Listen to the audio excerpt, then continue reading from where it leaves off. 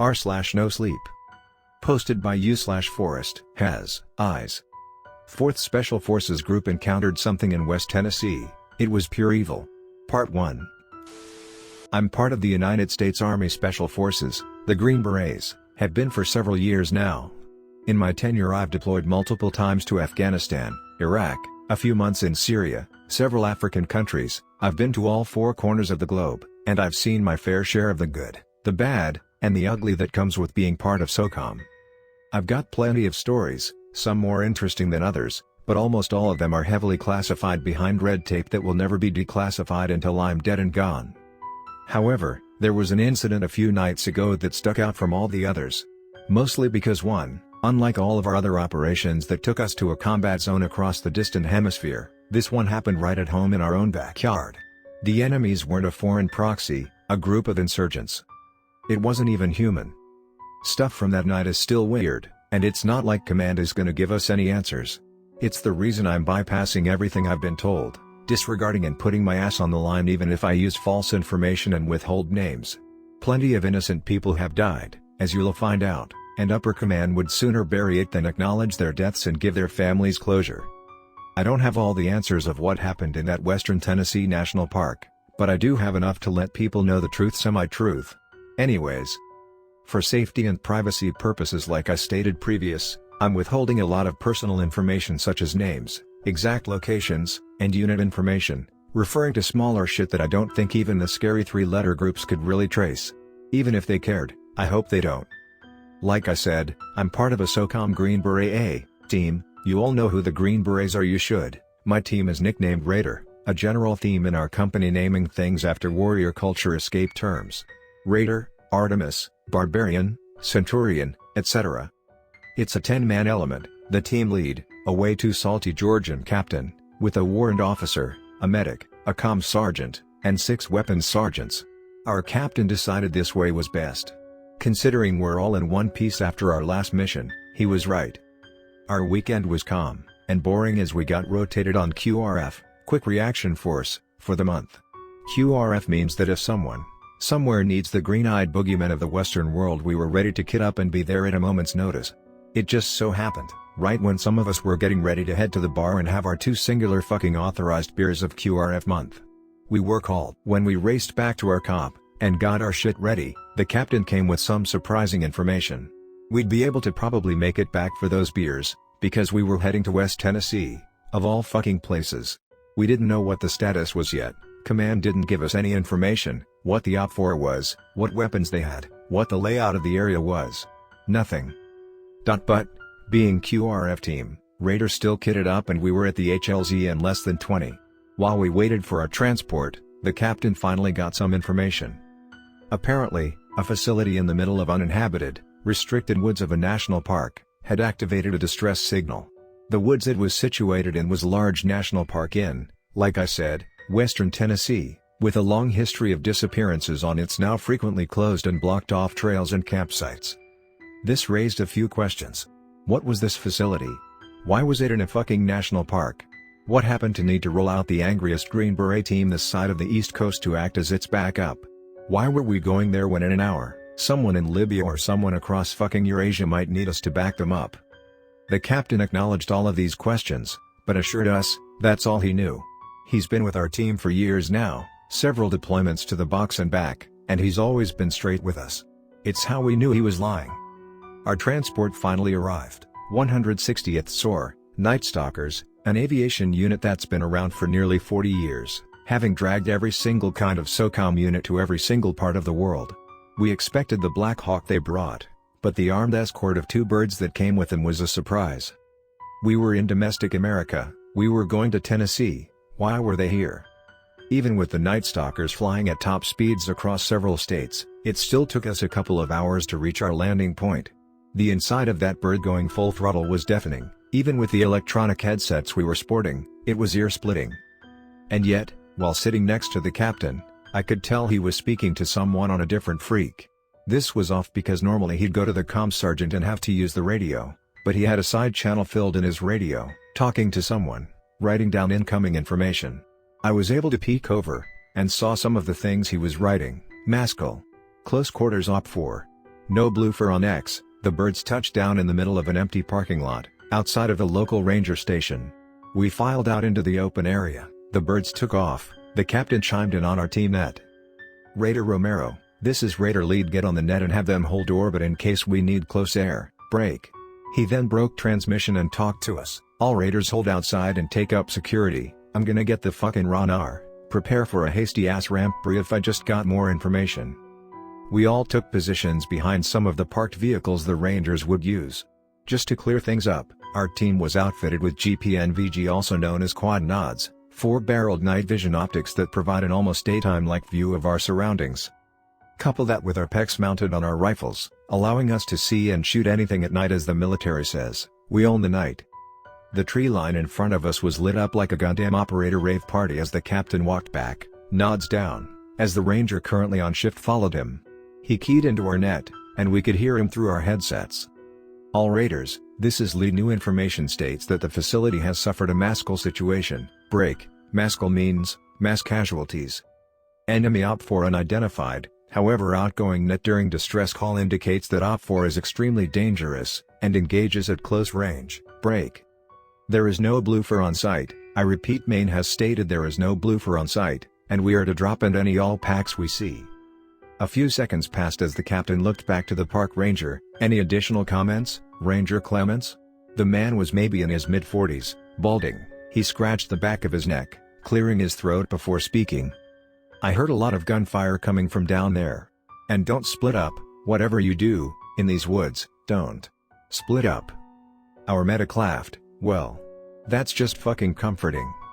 The captain nodded to the man as he headed back in. Everyone watch your 6s, 12s, and fucking 5s, let's go. We picked up and moved out. Everyone had their kind of final moments type of readiness drill they did before they stepped onto the path into the woods, same shit we did before stepping off out of the fobs and compounds back east. I let out one final breath of hot air in the cold. Our medic slapped the side of his helmet, hyping himself up. The captain pulled out and kissed a small crucifix necklace from underneath his combat shirt slash. We headed down the pathway following the captain in a staggered column. Our IR lasers scanned the trees, rocks, and foliage around us, looking desperately for any hostiles that lurked in the darkness. Though to our paranoid readiness, nothing appeared, but something was definitely following us. When we move through forest environments, you listen to the animals around you, the crickets, the birds, the movement of animals and what direction they're heading, how fast. Moving down that path, we couldn't hear a goddamn thing. It's common when you're a group of heavily armed green men moving through a forest at night that some of the squirrels and birds will run the hell away. But, not the crickets, or the bird songs in the distance. There's a certain level of ambience that animals will maintain even if they detect humans around. There was none of that, nothing. Not a cricket, a bird, a zacada, nothing. Silent professionals, it's in our name, so when I could hear the motherfucker 10 meters ahead of me breathing as we moved through the dead forest, it told me that something else was here in these woods with us. A predator, and that the forest was more afraid of it than us. After a long stretch of marching down the trail, the captain held a hand up signaling a halt. As it got down to my part of the column, the middle section, he called over a radio. "This is lead. On me, time now." We quickly rushed up to what we saw was a metal chain link fence. 4 of our weapons sergeants and the medic took up security covering the wood line behind us as I and the other remaining one went up to the gate with the captain. The park's trail carried on for a few more meters before stopping dead into some trees. The dirt path broke off and formed a gravel one that led into a sectioned off area behind a chain link fence and gate. A no trespassers sign hung high, and just beyond the gate we could see a small guard shack. The captain tried to signal whoever might be in there by switching on the surefire tack line on his rifle, shining it and lasso waving it all over the booth. However, upon stopping and centering on a doorway, we saw a large amount of blood splashed on the back wall and pooled over the floor, an arm laying halfway out the door frame. The captain looked to the other weapons sergeant with us. "Get your kit." He nodded, slinging his rifle as he dropped his assault pack, digging out a small pair of bolt cutters. Each of our weapons sergeants carried a different loadout depending on what we needed. One could be a gunner, another's a grenadier. Can't name him, but Breachman, as I guess I'll call him, always carried a breech kit, just in case. He walked over to the lock, but just as he got the blades of the cutter around the lock, we heard it. It sounded like it came from everywhere, and yet, far away at the same time. Maybe it was the echo of the forest, or maybe, something attributed to its abilities. It sounded like a woman, yelling in pain, in agony, and yet, the voice was half gargled. Like, it was morphed with that of a dying animal, as it had an underlying, low-tone pitch beneath it. It got under the skin of everyone. Those pulling security immediately jumped their shit, scanning left, right, up and down. Hell, even the medic, big stocky dude, grew up in Brooklyn, played football before he joined, meaning he as yoked as all hell when he got to our unit. The guy who once stuck his fucking fingers into a man's neck to plug his blood, looked around nervously. The hell was that? Our weapons sergeant with the M46 shook his head as he scanned the far-off terrain, muttering in a low voice. Some horror movie bullshit right now. I remember holding my rifle's grip tight. Everyone was equally unnerved. Everyone, except the captain. He just told us to press on. Fuck's sakes, tighten your jockstrap, let's go. He snapped the lock off. Immediately the captain and I moved in and cleared the small booth, as two more weapons sergeants and our medic took up covering down the gravel road. It was a guard, no name tape or company logo, decked out in a black plate carrier. The plate carrier of which, had been torn into, as a large hole covered the entire area of his solar plexus, which was now fragmented and broken inside of his mulched upper body. No bullet entry or exit wounds. Just a large fucking stab wound that looks like he got ran through by a fucking lamppost. My breath still got caught in my throat as I grunted to clear it. The captain stepped out of the small booth, spitting hard into the grass, shaking his head. The medic prodded him. What was it like? He grunted, walking to the front of our formation. Doesn't matter, doc. We formed up and moved down the gravel road in a wedge column. The captain and three weapons sergeants in the front wedge, with the medic, me and the other two WS in the back one, the comms sergeant in the middle. We entered the facility lot. Immediately the comms sergeant linked up with the captain, and I could hear him alerting Maine. This is Raider, lead, we've reached the building, though it makes me wonder, if he used the comm sergeant's radio to reach our HQ, who was he talking to on that other channel? The lot was clear, and we got a good look at the facility. It was a gray concrete rectangle, maybe the size of a small gas station. Floodlights mounted on the bottom illuminated the gravel lot up to the dense, shadowy wood line that lay just beyond the chain-link fence. The wood line, that was still quiet. The maskal carnage we were told about was present outside of the building. Several guards, all in various states of mutilation, similar to the gate guard, were strewn about the gravel lot. However, unlike the gate guard, strangely, they were in heavier body armor, with rifles capable of going automatic, and spent brass everywhere. Me and some of the other guys got online and cleared out the back. Exasperated breaths and muttering came from all of us. The captain chimed in, "Raiders on me, time now." We hauled ass back to him, as we stacked up at the door. Flowing in, we were greeted to a lobby, torn up, furniture thrown everywhere. Impact marks from rounds hitting the concrete lined the walls and ceiling, one dead guard slumped against a red-stained part of the wall, the other in a crumpled heap. A woman at the desk, not a guard, just a fucking staff member, sat back in her chair, her entire torso area torn apart. As we passed by her and headed through the double doors behind her, her empty dead eyes met mine. The comm sergeant eyed her as we all moved for the door. "Sir." She was unarmed, I can see that. "Keep chatter to a minimum."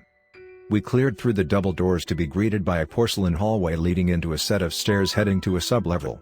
The entire surface, ceiling, walls, floor, was lined with ceramic white tiles. Ceramic white tiles, that were like the rest of the scene so far. Stained with the blood, guts, and even brain matter of the unlucky guards laid out all the way down the stairs. I counted 8. 17 so far. A flickering light could be seen through the wire glass windows of the double doors at the bottom. The captain ordered us to flow in through both sides. We did. Pushing in, we could see we entered into a D-style hallway. It gets a bit complicated here. Either end of the D ended while the middle one shot forward far down into a hall leading to 2 reinforced blast doors at the very end.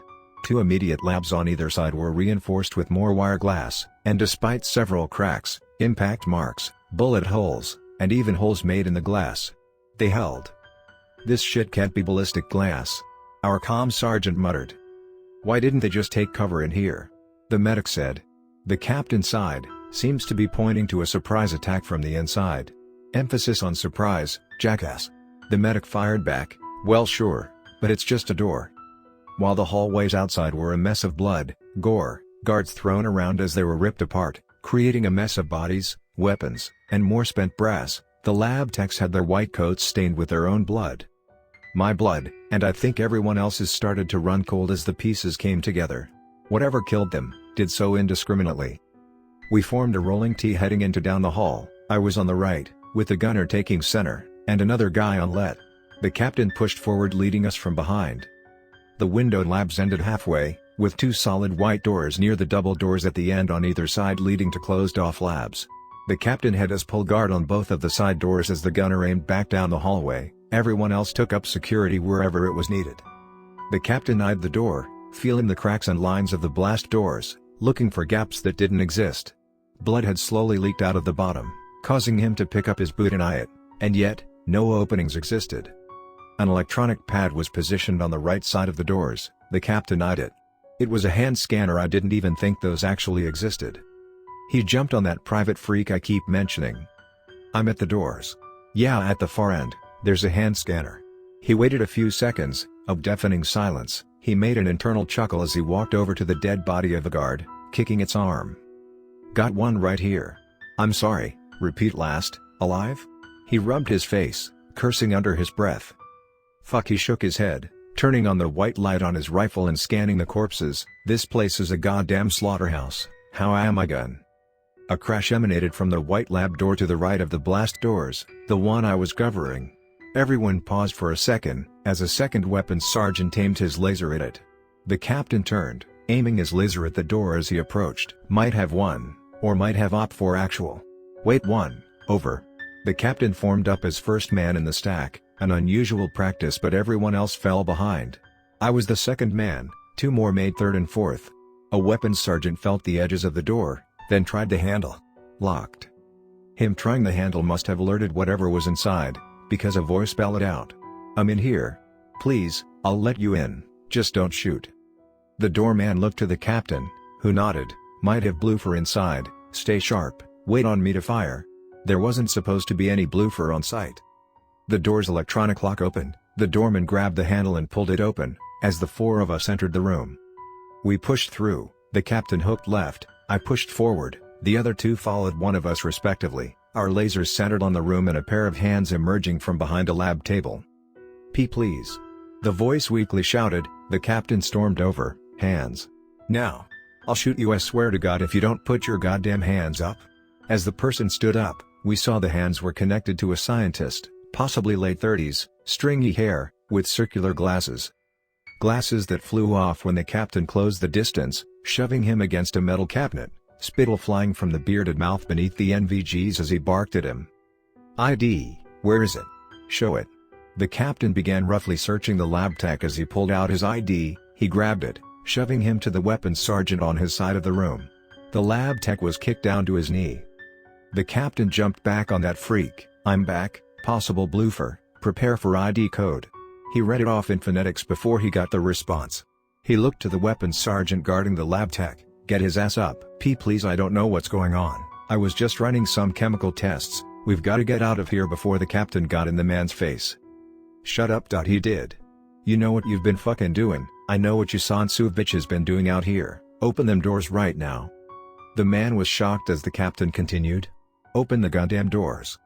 With a point from the captain, the weapons sergeant shoved the man forward, into the doorframe. The man crumbled a little bit as the captain laughed. Take your sweet time, doctor, let's go.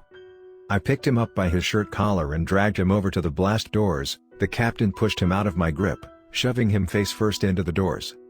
Hand, on the scanner now. As the captain grabbed the man by his wrist, the lab tech struggled to get free. Please. I don't have that access, I hurt my hand trying to hide, let me go. The medic winced at the sight a bit, uncharacteristically of a Green Beret, especially for a jaded as all hell medic. He spoke up. Cap, come on. The captain just turned, staring daggers into the man as he wrestled for the man's wrist. Just wait till you'll see, I'm telling ya. As the man struggled against the captain, the weapons sergeant came up from behind, shoving the man into the blast door, allowing the captain to easily place it on the scanner.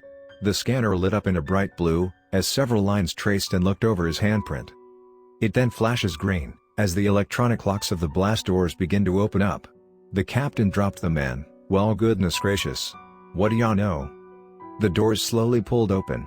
The room was dark, red flashing emergency lights flashed all around. as the sound of broken glass scraped against the door. A stream of murky blue liquid, mixed in with the blood of several guards' bodies that were revealed at the doorway, leaked out into the hall.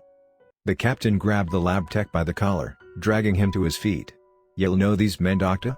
Friends?" The captain shoved him through the doorway, the lab tech slipping on the fluids and glass, cutting his right hand with a wince.